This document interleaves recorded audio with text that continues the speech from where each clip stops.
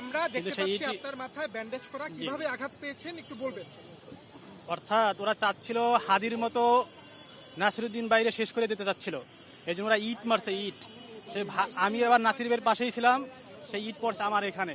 নাসির ভাই যখন কলেজের ভিতরে প্রবেশ করতেছিল তখন আমরা নাসির ভাইকে প্রোটোকল দেওয়ার জন্য নাসির ভাইয়ের সামনে ছিলাম। তো নাসির ভাইকে যখন তারা হামলা করছিল উপর থেকে ইট পাথর নিক্ষেপ করছিল, তো তখন আর কি উপর থেকে ইট পাথর আমার মাথার মধ্যে পড়ছিল এবং হাতের মধ্যে অনেক ব্যথা পাইছি। তো আমি আজকে পুরো বাংলাদেশের কাছে এই যে আমাদের উপর সন্ত্রাসী হামলা হলো, ছাত্র দলের যারা হামলা করলো, সন্ত্রাসী হামলা আমাদের উপরে, মির্জা আব্বাসের যে বাহিনী, আমি পুরো বাংলাদেশের কাছে বিচার দিলাম।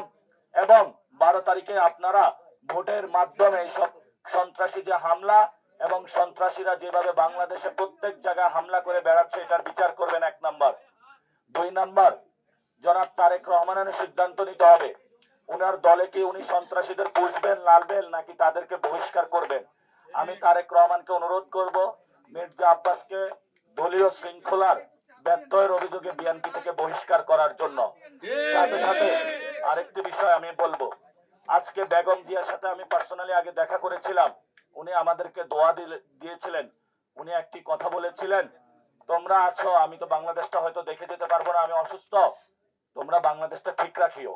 উনি আমাদেরকে এই কথাটা বলেছিলেন। আজকে যদি খালেদা জিয়া জীবিত থাকতো তাহলে উনিও লজ্জা পেত আজকে বিএনপি এবং ছাত্র দলের এই ধরনের সন্ত্রাসী কর্মকাণ্ডে। আমি আপনাদের কাছে আমি কিছু বলবো না, আমি ঢাকা 8 আসনের ভাই এবং বোন এবং বাংলাদেশের সকল মানুষের কাছে বিচারটা রেখে গেলাম।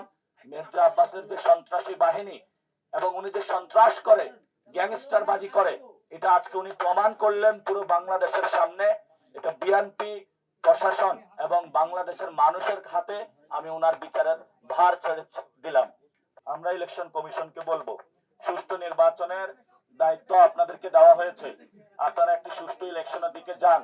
আমরা সহযোগিতা করতে চাই। এর মধ্যে আমরা খোঁজ পেয়েছি 50 জন প্রার্থী ঋণ খেলাপি এবং দ্বৈত নাগরিককে অনুমোদন দিয়ে বাংলাদেশের মানুষ ভোট দেওয়ার আগেই ইলেকশন কমিশন তাদেরকে সংসদে পাঠানোর ব্যবস্থা করেছে। এবং বাংলাদেশে এই গণ অভ্যুত্থানের পরে প্রথম বাংলাদেশে যেই দুর্নীতির কাজটা ইলেকশন কমিশন করেছে, এটা বাংলাদেশের জন্য একটি লজ্জা। তারা মানুষ ভোট দেওয়ার আগে হলো গোল দিয়েছে।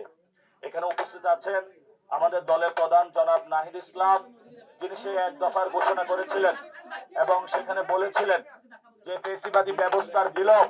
ঢাকা 8 আমি যেটা দেখেছিলাম, এখানে সন্ত্রাসী, চাঁদাবাজি, দুর্নীতি সবকিছু আছে, শুধু ব্যক্তির পরিবর্তন হয়েছে, আরেক ব্যক্তি এটা টেক ওভার করেছে। আমি নাসিরউদ্দিন যতদিন জীবিত থাকবো, আমি এখানে জনগণ আমাকে যদি সুযোগ দেয় তাহলে আমি কাজ করব। আর যদি ভোটে আমি জয়ী নাও হই, তারপরেও আমি ঢাকা 8-এ কোনো সন্ত্রাসীর ইনশাআল্লাহ রাজত্ব রাখবো না। এটা বাংলাদেশের সামনে আমার কমিটমেন্ট। আমি সন্ত্রাস, চাঁদাবাজ, দুর্নীতির বিরুদ্ধে ইনশাআল্লাহ লড়ে যাব।